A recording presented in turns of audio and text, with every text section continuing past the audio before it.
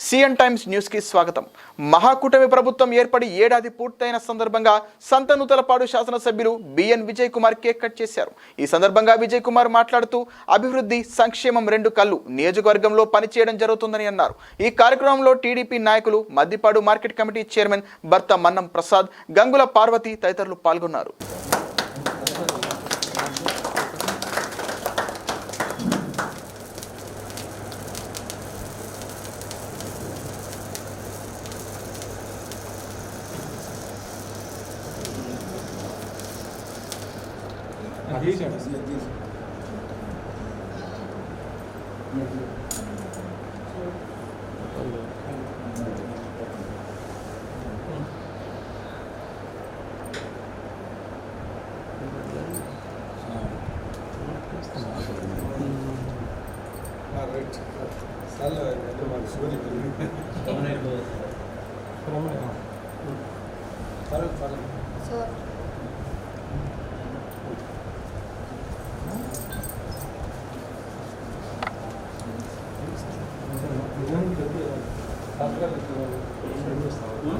రోజుతో ఒక సంవత్సరం అయింది. అరాచక పాలన పోయి తెలుగుదేశం కూటమి ప్రభుత్వం రావటం, ప్రజలు అద్భుతంగా తెలుగుదేశం కూటమిని గెలిపించారు 164 సీట్లతో. వాళ్ళు ఎందుకు గెలిపించారంటే రాష్ట్రంలో అరాచక పాలన ఉందని, అటు అభివృద్ధి సరిగా జరగటం లేదని, సంక్షేమము అనుకున్న విధంగా జరగలేదని, అదే కాకుండా ప్రజల్లో ఒక శాంతి కోల్పోయి ఏదో ఎక్కడ లేని భయము ఉండదని 164 సీట్లు తెలుగుదేశం కూటమి ఇచ్చారు. ఈరోజు సంవత్సరం అయిపోయిన తర్వాత అభివృద్ధి పనులు ఎన్నో చేశాం. అటు రోడ్లని ఫ్రాడ్ ఫ్రీ రోడ్లుగా చేసిన విషయం మనందరికీ తెలుసు.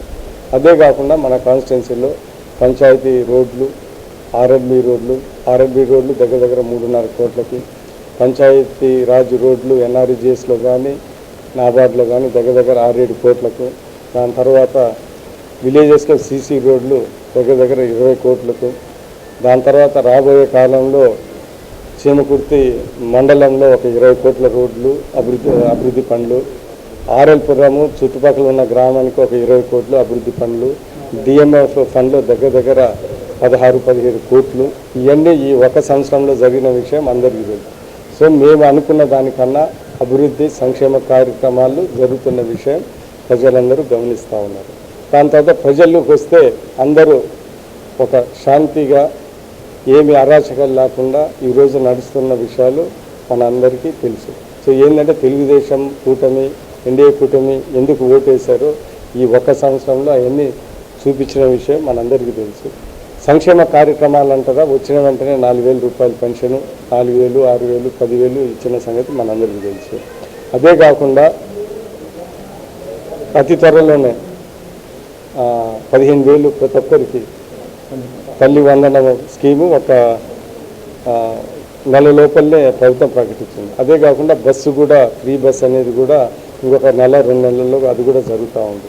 గ్యాస్ సిలిండర్లు కూడా 3 ఇస్తారని ఒకటి ఇచ్చారు. అది ఇప్పటి నుంచి కంటిన్యూస్గా ఇస్తారనే విషయం కూడా, ఆ సంక్షేమ కార్యక్రమాలు కూడా జరుగుతుంది. దాని తర్వాత రైతులకి డబ్బులు ఇస్తానన్నది అది కూడా ఈ 2-3 నెలల్లో జరుగుతుంది. సో మేము ప్రామిస్ చేసిన దాపు 90% సంక్షేమ కార్యక్రమాలు ప్రజలకు అందే విధంగా ఈ 2-3 నెలల్లో జరుగుతున్న విషయం ప్రతి ఒక్కరికి తెలుసు. ఇటు సంక్షేమం, ఇటు అభివృద్ధి, దాని తర్వాత శాంతి భద్రతలు అనేది బ్యాలెన్స్ చేసుకుంటా ముందుకు వెళ్తూ ఉన్నాం అనే విషయం తెలుసు. అందుకని ఈ ఒక సంవత్సరంలోనే మేము చెప్పినవి చాలా వరకు చేశాము.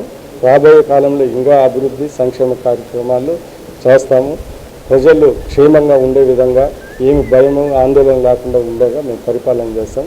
అది ఈ ఒక సంవత్సరానికే చేసాం. అందుకని ఈ ఒక్క సంవత్సరంలో అరాచక పాలన ప్రభుత్వాన్ని తీర్చేసి మంచి పాలన ప్రభుత్వం ఈరోజు జరుగుతుంది. ఇది ప్రతి ఒక్కరికి తెలుసు. అభివృద్ధి, సంక్షేమము, శాంతి భద్రతలు 3 కలుపుకొని ముందుకెళ్తామని ఈ సందర్భంగా తెలియజేస్తున్నాం.